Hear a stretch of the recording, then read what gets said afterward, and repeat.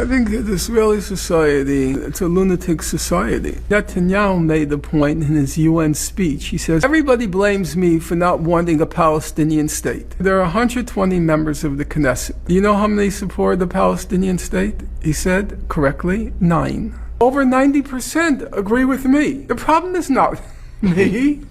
This is what we all agree on. Israeli society, a poll taken probably about 4 or 5 months ago now, showed that 47% of Israeli Jews support a genocide in Gaza. It wasn't an ambiguous question. You said, well, genocide, it can mean many things. No, they were asked a very simple question. When the IDF, the Israeli Defense Forces, when they enter a city, should they kill everybody in the city? That was literally the question that was posed to them. Should you kill everybody in the city? 47% said yes. A few weeks later, there was a question. Are there any innocents in Gaza? 62% said no. If you factor out the 20% of Israelis who are not Jewish, it's a 70%. Say there are no innocents in Gaza from age 0 on up. Even if you read that latest UN report, quite a lot of space in the report is given over to the Israeli targeting of children. They target children in the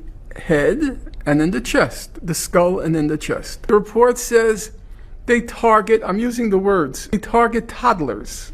They target toddlers. So you have this sick look on your face as any normal human being. You read stuff like that. Very hard for me to wrap my mind around that. Not because I'm Jewish, because I'm human. You might say, okay, probably exaggeration, and what are your sources, and all that sort of stuff. But just a few months ago, a leader of the opposition in Israel, Jewish opposition, he said our soldiers kill children as a hobby. As a hobby.